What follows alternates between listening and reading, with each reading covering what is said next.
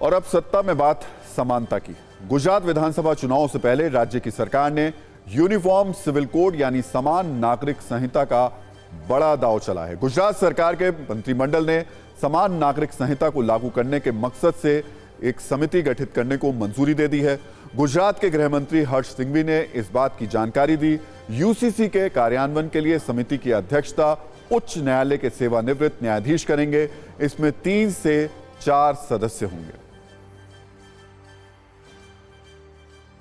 Uniform civil code के अमलीकरण के लिए एक कमेटी का गठन करना ये तय किया है और कैबिनेट मंडल ने ये कमेटी के गठन के लिए संपूर्ण सत्ता आदरणीय मुख्यमंत्री श्री भूपेंद्र भाई पटेल जी को दी है।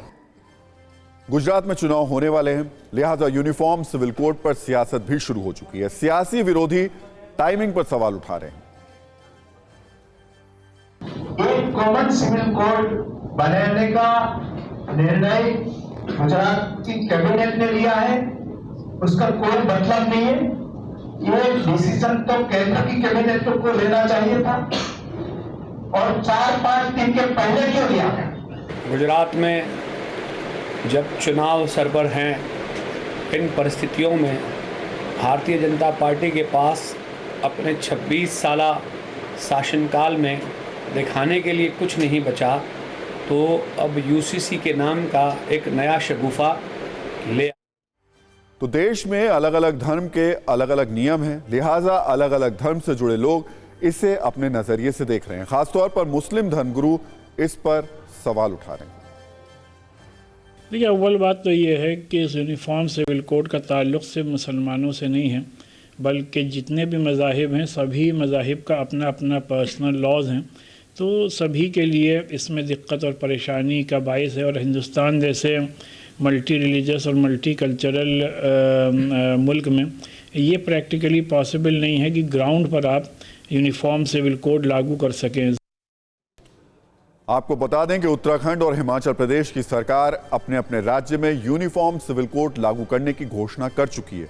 अब गुजरात की सरकार ने भी कमेटी बनाकर संकेत दे दिए हैं। इसकी चर्चा पूरे देश में लागू करने को लेकर होने लगी है। ऐसे में जानना जरूरी है कि आखिर इसकी जरूरत क्यों है और इसके लागू होने से होगा क्या। अभी देश में धर्म और परंपरा के नाम पर समुदायों में अलग अलग नियम हैं। यूनिफॉर्म सिविल कोड लागू होने पर सभी के लिए एक जैसे नियम यानी विवाह, तलाक, बच्चा गोद लेना और संपत्ति बंटवारे के नियम एक होंगे। एक परिवार के सदस्यों के आपसी संबंध, अधिकारों को लेकर समानता होगी। असल में एक देश एक कानून का नक्शा है यूनिफॉर्म सिविल कोड।